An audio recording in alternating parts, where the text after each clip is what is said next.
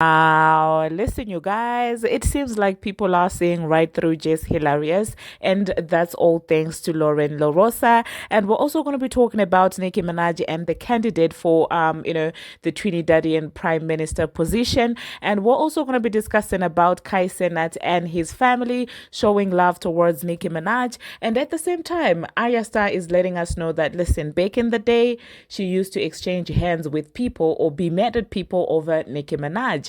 Hello, tea lovers, and welcome to the tea plug. I trust you guys are doing well, and I trust you are doing great. Personally, I am doing great, you guys. I am doing extremely amazing. And without further ado, let us dive straight into today's tea. So, first of all, let us talk about Jess Hilarious and the internet finally realizing that this girl is just a loud mouth, okay? Now, I've been saying it for the longest of time that when Jess got onto the Breakfast Club, she has been running a mouth, just going with whatever Charlamagne the God says. And I do think that she does it in the hopes to secure her spot at the Breakfast Club. Now, she has always been a corny hater in as far as other people, other celebrities that I respect. But when she went on to the Breakfast Club, she was literally overdoing it to a point where I was like, okay, pipe down, sis, you're doing too much, okay? Now, Loren LaRosa joining the show was basically Jess Hilarious Karma for how dirty she has been doing other female artists that haven't done anything to her. Now, it does seem like people are beginning to realize that Loren is more of a fit for the Breakfast Club than Jess with a loud mouth, okay? Because now tell me why on Twitter, everybody that I've been seeing has been expressing how Loren LaRosa is giving Jess a run for her money. This is what one tweet said. They said that Loren LaRosa from the Breakfast Club is low-key doing a silent takeover. Jess Hilarious better be taking notes. I now a phase. Oh, I guess they wanted to say I know. I know a phase out when I see one. She's trying to take that spot on the show. Now, I disagree with that last part. I don't think that Loren is intentionally trying to take Jess' spot on the show, okay? But what is just happening is Loren is doing exactly what somebody is supposed to be doing on a radio show. Because in my own opinion, Jess is literally going to that workplace and acting like she's an Instagram blogger or she's a YouTuber and stuff like that. But this is not YouTube where you just come and say your opinion like I do. This is an actual job. And Loren is doing exactly what is expected of somebody who is on radio. So I don't think that she's intentionally doing that, but her competence is just making people realize how much of a substandard job Jess Hilarious actually does. Because how can you tell me that somebody can literally go on a radio station and say that, listen, the Drake is not even sounding like the old Drake anymore. I don't like Drake's album. I think it's lame. Oh my God. And then in the same breath, she goes on to say, I never listened to the album on radio. Are you serious? Are you? Honestly, that episode for me was just so ridiculous. You cannot form an opinion on something that you never even listened to. Like she was absolutely dismissive about the album and then goes on to give an opinion on what? On radio. And this is why I don't take any of you who come to my station, oh, do more research. What the F? You have Jesse Harriet working on actual radio without doing any form of research, but you want to come here and police me. But when Jesse Hilarious stands up there and says, Nicki Minaj is flopping. Oh my God, Nicki is not selling. Her tickets are not selling. Her show is flopping. You guys applaud her. But you want to come and check me? But anyway, you guys, let me know what you think about that. Do you think that Loren is intentionally trying to take Jess' spot, or do you think that Loren is just doing her job as she's supposed to? And it seems like Academics decided to insert himself in this entire thing, and he was like, "Listen, Jess." Just deserves to have that, sport taken away from her and stuff like that. And it ended up being a back and forth with some people that were defending Jess Hilarious. Now, anyway, the next thing that we're going to be talking about, it seems like Arya Starr is out there letting us know exactly how it was like for her growing up. And I did see some people saying that, well, that's just her looking for fans. She's looking for the Barbz support. But whether we like it or not, what she's saying is the truth of most Barbz that you see out there. I know a couple of people that I at least got mad at because they seemed to not comprehend what's going on during the H train in real life.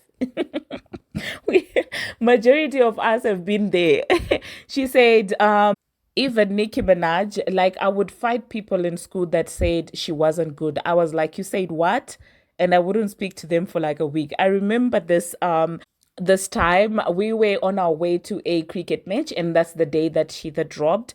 And when I tell you that I was so distraught the entire day, that I was even not playing the game properly, and my friend just couldn't understand, and I'm like, what is going on? She's like, well, this is what hip hop is like, that's rap. And I'm not, no, it's not.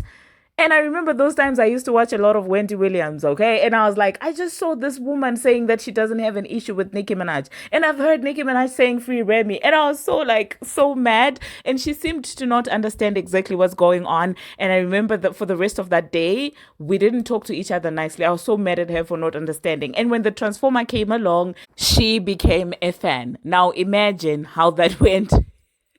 And this is somebody who doesn't even like rap music. She likes nothing about poetry, nothing about writing. She's not a creative generally. So you know those people that just hear songs but they are not a fan of the genre. That's my friend. And yeah, when it comes to the Transformer, we've had several arguments. But anyway, I understand where Arya is coming from, and I also understand why some Barbz may feel like she's just trying to pander to the Barbz. But what she's saying is the reality of most people coming up. They like Nicki had that much impact, and I promise you, even in Africa, it was like that. I'm telling you this. It's still like that. But anyway, the next thing that we're going to be talking about, speaking about Nicki Minaj and her wide influence and fan base, the Trinis are having a blast over the song that she made with Trinidad K. I did see Cenat and his family basically going in supporting Kai's sister Kaya. Kai's mom was even shouting out Nicki Minaj and endorsing it on Kai Live. It's so heartwarming to see people embrace this talented woman who has gone through so much in the industry, because she is an icon, whether people like it or not. She is that person. But anyway, another person who also decided to endorse Nicki Minaj is the candidate for the prime minister position of Trinidad. I will insert what this lady had to say. And when I see all of these things, I get so fuzzy inside my heart. It makes me so happy. So let me just insert that, and I don't think that I'm going to be coming back after that. Thank you very much, you guys, for watching, and do not forget to check out Instant Brew. I'm sure I'll be dropping another video today, later, maybe in 2 hours time. So do go and check that channel out. Until my next one, see you. Pleasant good afternoon to Trinidad. A pleasant good afternoon to Trinidad and Tobago, and to all wider audiences that are listening and watching. Now, I'm Kizelle Jackson, political leader of All People's Party and aspiring Prime Minister of Trinidad and Tobago. Now, presently in Trinidad and Tobago, there is a lot of conversation that surrounds Nicki Minaj, Trinidad Killer, and Marshall Montano. What I want to say, I want to take a different position just for a little bit, and allow me. Many persons would celebrate and some even criticize your glory. But how many of you will take the time to really understand someone's story? Now we have before us a musical icon, Onika Minaj, also known as the ultra personality Nicki Minaj. Now psychologically, even in that is a form of escapism, which I will address later. But she's not just an artist known for her music, but she's also known for her altruism. And this is what stands out for me. She promotes female empowerment. She as well has been supporting disadvantaged young women right here in Trinidad and Tobago. But do you know about her struggles as a young black female rapper? She would have had to break barriers from before becoming a rapper. She was also a waiter. She overcame many obstacles, but now known for her unique persona.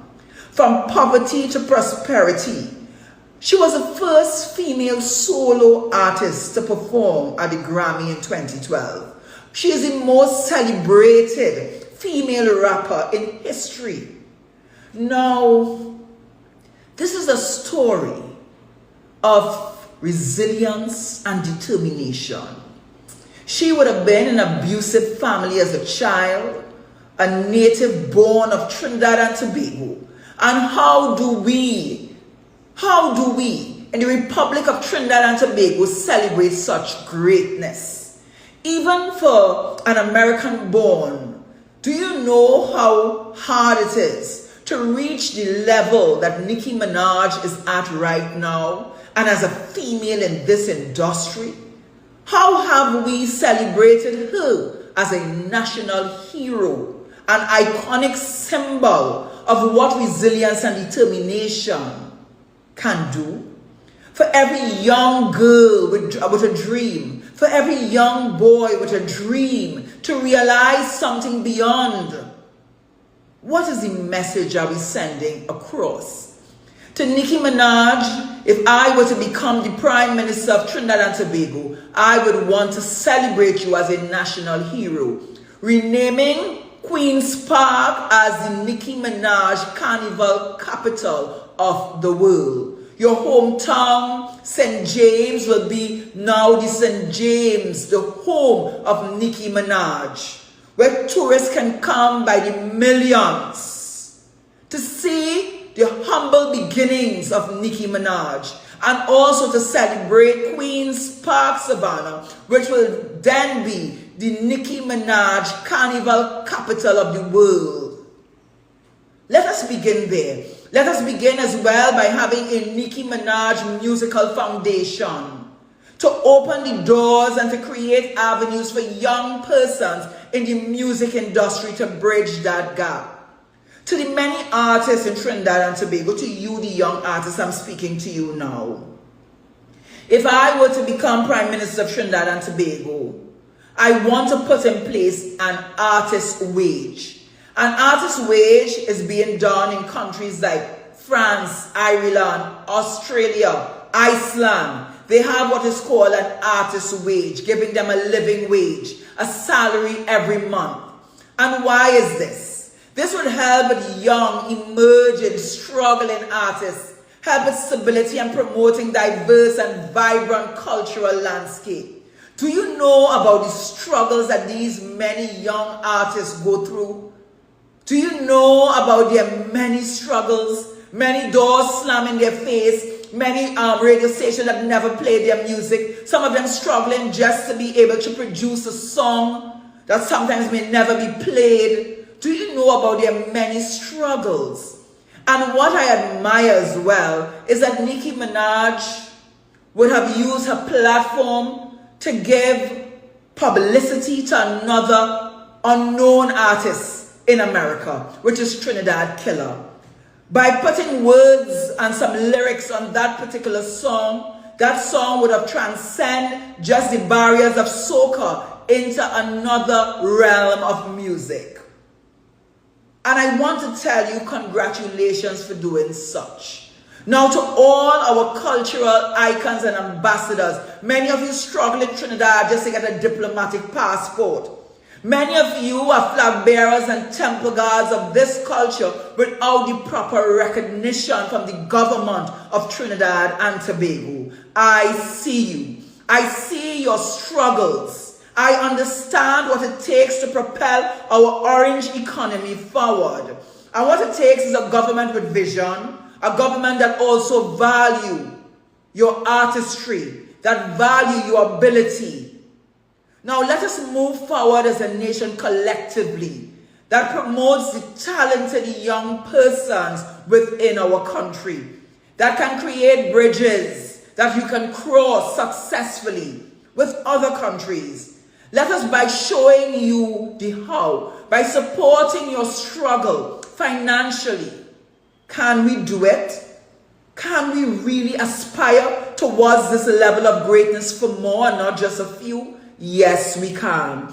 And to all other artists that may have given up on just singing, you gave up on writing, you gave up on music, you gave up on arts, you gave up on the performing arts because it may not be lucrative. I want to tell you, I, Kizelle Jackson, if I were to become the Prime Minister of Trinidad and Tobago, I am going to open up the orange economy.